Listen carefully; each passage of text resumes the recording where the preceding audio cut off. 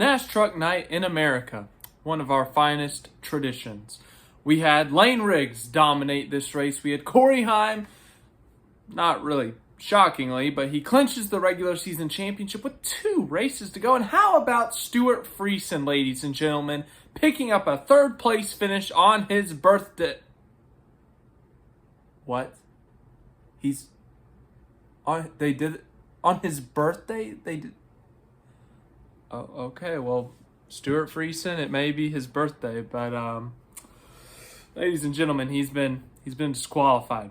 Yes, released just a few minutes ago from the NASCAR Truck Series. News: the number 52 truck has been disqualified during post-race inspection at IRP for failed front heights. He is credited with a 35th place finish. Yeah, that's very unfortunate. Now, I gotta say, you remember that stretch in the spring where it just seemed like there was a disqualification every week? I mean, it was like Talladega, Rockingham, somewhere else. Like, we just had like a 4 or 5 week stretch with disqualifications. It probably wasn't in a row, but that's how it felt in the moment. Well, now here we are today. This is our first disqualification in quite a while.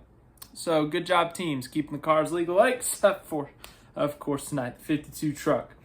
Yeah, pretty straightforward. If you fail inspection and it has to do with the heights, pretty black or white. Like, there's no gray area unless you're arguing that it was damage from the race.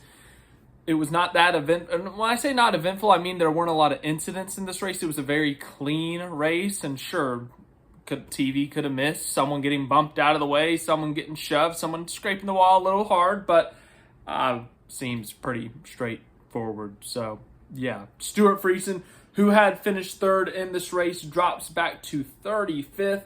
I don't know where he is in the standings. It looks like he falls from 11th to 13th after that disqualification, if this is correct. If not, then it has not yet updated, and he might fall even further. But the good news for Stewart Friesen is he already has a win. He won at Michigan a month and a half ago. In fact, this is our first truck race in almost a month. The last time they were out racing was at Lime Rock Park. So, first truck race in nearly a month. Unfortunate for Stewart Friesen, though. I mean, seriously, such a good run. They made a really good strategy call in this race to take fresh tires at a caution, and they were able to kind of make their way up through the field, get into the top 5, score some stage points, put themselves in position for a really good finish, which they ended up getting, but of course the car was not legal, so they get a 35th place finish. But outside of that, as I said, Layne Riggs dominated this race at 160 out of 200 laps, swept the stages. I mean, Layne Riggs has been known for his short track skills. Last year he won, Milwaukee and somewhere else. I think I want to say Bristol maybe, but Layne Riggs, very well known for his short track racing, his short track skills. Comes out to a short track at IRP, gets a dominant win, picks up some very valuable playoff points as well. As I said earlier, Heim clinched the regular season championship. He has more playoff, well, there's no such thing as too many, but he has a lot of playoff points. He's got 5 or 6 wins. He's won 10 or 15 stages, and now you give him the 15 bonus points for the regular season title. That's got to be 50-something playoff points. I don't even know the math. I could look it up, but that's a lot of playoff points, and he's probably going to get more if we're being honest. Has a great opportunity at getting some at Watkins Glen. Remember, he dominated that road course at Lime Rock Park just a little bit over a month ago. And then the last race at Richmond. I mean, Heim's good everywhere, so he's got a shot there. Great day by Corey Day. Makes sense. He finishes 2nd, his best ever truck finish. He's really picked it up. He had a little bit of a struggle to start the year, but he's really picked it up as of late. Really good run at Nashville, really good run tonight. Of course, he's also doing some Xfinity work as well. So he is really kind of starting to figure this NASCAR thing out. Playoff bubble, Ty Majeski. Once again, there was not a new winner, but Ty Majeski expanded that gap on Jake Garcia. So right now, it's looking like Jake Garcia onwards. Basically, if you're not in the playoffs right now, you have to win.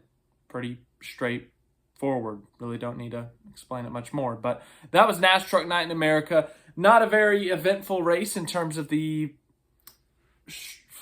short track carnage that we normally see, but it was a pretty entertaining race. An old track, beat up, tires matter, different strategies. As I said, Stewart Friesen coming up through the field at the end of stage 2. ultimately, that didn't count.